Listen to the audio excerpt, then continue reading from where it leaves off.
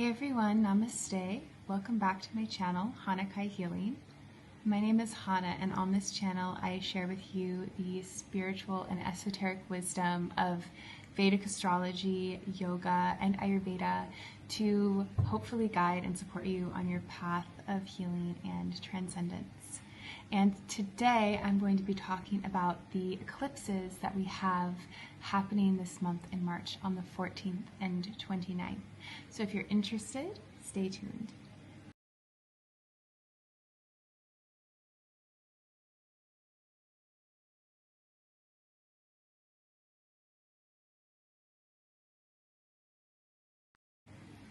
So as I mentioned, the two eclipses that are happening this month will be first and foremost a lunar eclipse happening just at the tail end of sidereal Leo in Uttara Phalguni Nakshatra. And then on March 29th, we're going to have our second eclipse, a solar eclipse, in the Rashi or sign of Pisces.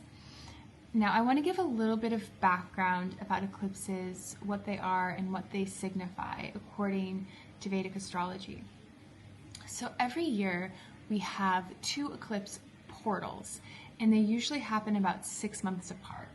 So whenever an eclipse comes, they always come in pairs. There's always a solar and a lunar eclipse, and they happen about 2 weeks apart from each other. So we'll go through one of these portals, one of these big transitionary times as a collective, and then 6 months will pass, and then there will be another eclipse portal that happens, and there will also be 2 eclipses. And this is just how it happens every single year. So when an eclipse happens, basically what's going on is the 2 karmic nodes, Rahu and Ketu, who are also known as the shadow planets, they literally eclipse the light of the sun and the moon. So during a lunar eclipse, the moon is being eclipsed by one of the nodes. And then during a solar eclipse, the sun is being eclipsed by one of the nodes, Rahu and Ketu. And this is super significant because in Vedic astrology, the sun is the karaka for our atma, for our soul, for our sense of self, for our direction, for our inner knowing, our inner light, our inner purpose. Yeah? And then the moon is the karaka or signifier of our mind, our thoughts, our feelings and emotions, our deep intuition, our deep feminine energy. So whenever an eclipse happens, the nodal planets Rahu and Ketu are literally casting their shadow over our identity, our soul, our direction, our purpose, as well as our emotions. And so during these times, it can be really difficult to make decisions and to get things done, and also to have the clarity that we desire to move forward in our lives.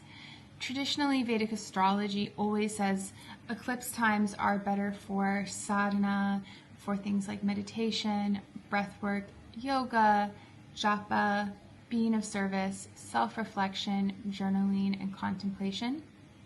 But they're not really the best times to do things like start a new project, start a new relationship, move across the country, make a big decision, sign a contract. In general, these just aren't good times for that. They're really good times to lay low and to listen to the deeper lessons that are available.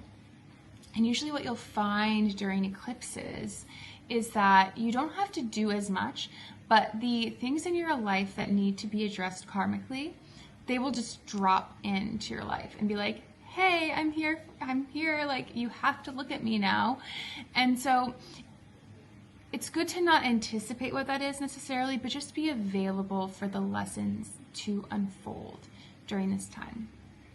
Now, this particular eclipse portal, and when I say portal, again, I mean the 2 eclipses happening 2 weeks apart, first on the 14th of March and then on the 29th of March. This particular eclipse portal is especially potent because of where it's taking place in the sky and the other transits that are also occurring. Overall, the biggest theme that is happening during this time is surrender. Totally letting go, dissolving to our ego, dissolving to the way that we think we should do things. and being open to being reborn and re-emerging in our lives as we move forward into April and May with a new and fresh perspective. Now, this first eclipse is going to be a lunar eclipse, and it's going to be happening in Leo, just at the very end of Leo in Uttara Phalguni Nakshatra, and then on the cusp of Virgo as well. So Leo as a constellation and as an energy is very ego-focused. In fact, the sun, Surya, who rules the soul, who rules the Atma, who rules the ego and sense of self, owns Leo. Leo is the sun sign. So there's a lot of energy happening in the collective around who am I, what is my path, what is my spiritual purpose, what is my dharma, why am I here, why have I chosen to incarnate. And then when we have the second eclipse happening on the 29th, this is going to be happening in the Rashi of Pisces, which is the last Rashi or constellation of the zodiac. And why this is so significant is Pisces really is about death. It's about letting go. It's about dissolving. It's where our egos actually completely disintegrate and we merge with something that is beyond ourselves. We merge to something that we couldn't even imagine possible. So it's really the sign of complete and total surrender and letting go. So we have these dualities happening. This first eclipse happening in a space that's a lot about ego, power, pride, prestige, position, all of these things. And then the second one is completely letting go. And so you might be feeling this push-pull in your life right now, especially around what is my path and what is my purpose and what am I meant to do? And it's not surprising if you're experiencing a lot of confusion right now, because the eclipse nodes, Rahu and Ketu, they necessarily bring some level of confusion and ambiguity in their energy, or often they do. It's very, very common. So my advice during this time is to be okay with being in the unknown. You don't have to have everything figured out right now. In fact, it will actually serve you to not need to figure things out, to surrender to this moment in time and to allow things to unfold. If you can create space in your life to be present and let March and April kind of be months where you just observe and witness, observe your body, observe your life, observe what's moving through you without attachment, and let go of that which is not serving you on your highest timeline, this will be really, really good for you. No matter what your ascendant is, this is definitely going to be the medicine. And also, as we are going toward a new chapter, as we are going to be going through this Pisces portal of complete surrender, of complete letting go of ego death and then rebirth, we want to notice the quality of the mind, and the mind, or the manas, tendency to cling to the way we think things should be, the way that maybe you think your life should be, or your friendships should be, or your relationships, or your career, or whatever, and really allowing for that to dissolve a little more, and praying for the highest timeline. And what I mean by that is we always, on a metaphysical level, we make decisions, and karmically then we get the result of those decisions. But if we can open ourselves to a higher timeline, sometimes there are other paths and possibilities that are available to us. And this is really where free will comes in. And so the less we can cling to one thing that we think that is the right way, the less that we can do that and be open and expansive to the unlimited and boundless nature of the universe, of consciousness, of the divine, of the cosmos, of our spirit, the more we can realize that we don't know everything. We can't control everything. And stay anchored in our heart. Stay anchored in self-love. Stay anchored in inner nourishment, inner depth, and inner truth. This is really going to serve us because innately in April and May, there's going to be more clarity. And as Jupiter moves signs, things will just become more expansive and clear. And as the nodes also shift into the Leo and Aquarius axis, also there's just going to be more clarity. And so striving for the knowing and the clarity right now ultimately is not going to serve any of us. It's really a time to be comfortable in the void and be comfortable resting in that which we cannot know. And sometimes when we do that and when we create space within our being, what we end up doing is we open up so much possibility to create new timelines and higher timelines, as I'm speaking of.